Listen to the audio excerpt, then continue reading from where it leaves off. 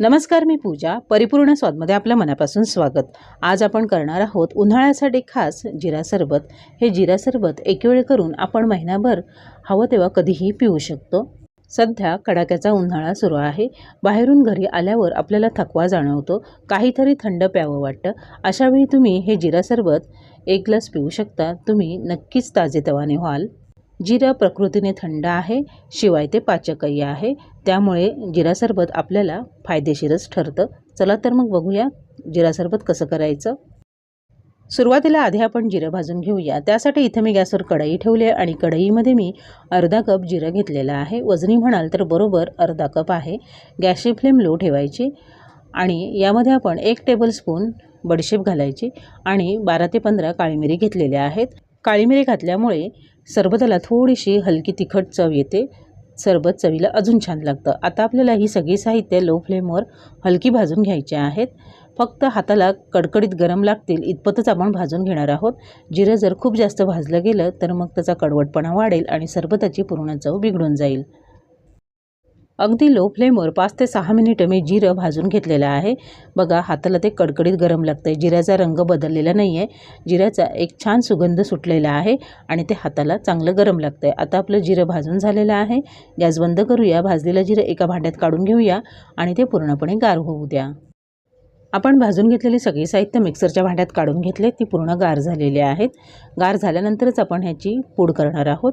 पण त्याआधी आपण यामध्ये 1 टीस्पून चाट मसाला घालूया आणि 1 टीस्पून काळं मीठ घालायचं आहे. आधी थोडंच घालायचं, नंतर सरबत करताना आपण चवीनुसार त्यामध्ये चाट मसाला आणि मीठ घालू शकतो.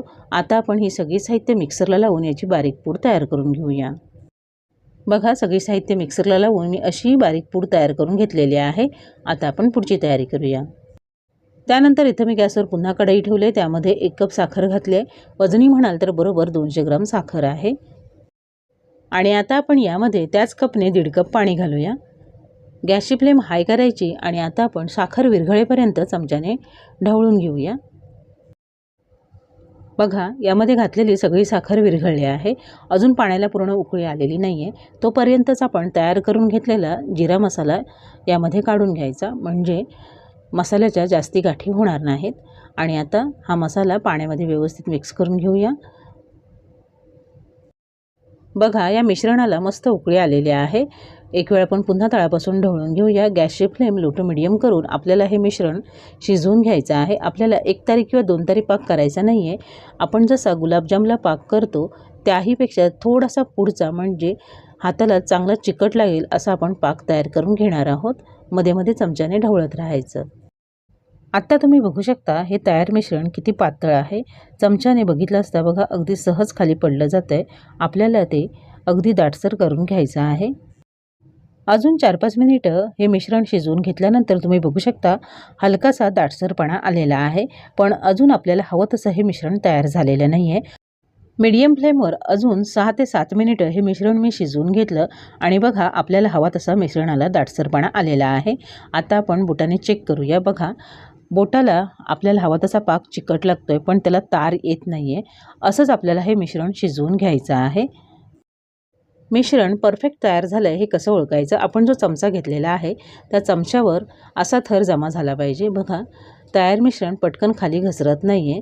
एक प्रकारचा थर जमा राहतो. मध्ये बोट ओढायचं. दोन्ही बाजूचं मिश्रण एकत्र होत नाही आहे, याचा अर्थ आपलं हे मिश्रण व्यवस्थित शिजलेलं आहे. नंतर आपण गॅस लगेचच बंद करायचा, नाहीतर त्याचा 1 किंवा 2 तारी पाक होईल. यानंतर आपण यामध्ये 2 लिंबाचा रस घालायचा आहे. लिंबू रस घातल्यामुळे काय होतं, आपण हे मिश्रण घट्ट करून घेतलेलं आहे. त्यावर साखरेचा थर जमा होत नाही. मिश्रण असंच्या असं सैलसर राहतं. आणि दुसरं महत्त्वाचं कारण म्हणजे लिंबू रस प्रिझर्वेटिव्हचं काम करतं. आपण तयार करून घेतलेलं हे सरबताचं मिश्रण महिनाभर फ्रीजमध्ये अगदी सहज टिकतं. इथं मी एक पातेलं घेतलं आहे आणि त्यावर गाळणं घेतलेलं आहे. तयार करून घेतलेलं मिश्रण आपल्याला गाळून घ्यायचं आहे, म्हणजे जिऱ्याचा जो काही जाडसर गाळ असेल तर तो गाळला जाईल.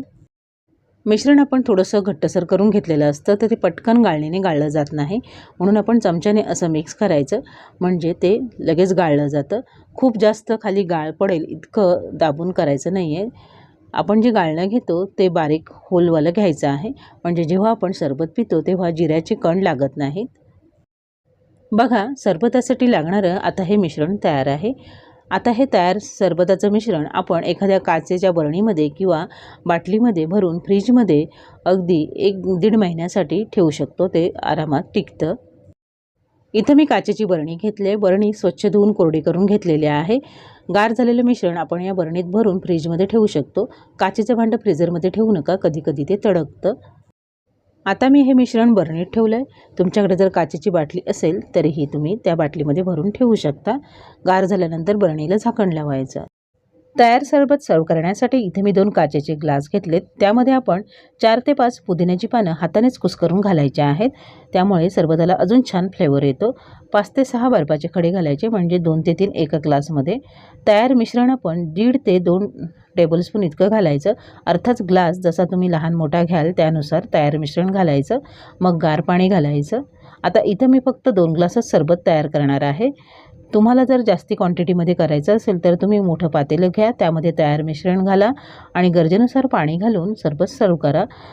सरबत सर्व करण्याआधी आपण सरबताची चव घेऊन बघायची. साखरेचं प्रमाण अगदी बरोबर होतं, पण जर चाट मसाला आणि मीठ कमी वाटत असेल तर गरजेनुसार त्यामध्ये चाट मसाला आणि वरून चवीनुसार मीठ घालायचं आणि मगच सर्व करायचं आहे.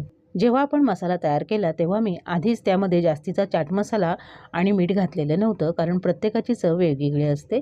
त्यानुसार ॲडजस्ट करून आपण चाट मसाला आणि मीठ घालायचं आहे आणि तयार थंडगार जिरा सरबत सर्व करायचं. अशाच पद्धतीने जिरा मसाला सरबत तुम्ही घरी नक्की करून बघा. तुम्हाला रेसिपी आवडली तर तुमच्या प्रतिक्रिया कमेंट बॉक्समध्ये अवश्य कळवा. माझ्या अशाच नवनवीन रेसिपीजसाठी परिपूर्ण स्वादला सबस्क्राईब करा. व्हिडिओ आवडला तर नक्की लाईक करा आणि तुमच्या मित्रमैत्रिणींसोबत शेअर करा. पुन्हा भेटूया अशाच एका नवीन रेसिपीसोबत. पूर्ण व्हिडिओ पाहिल्याबद्दल धन्यवाद.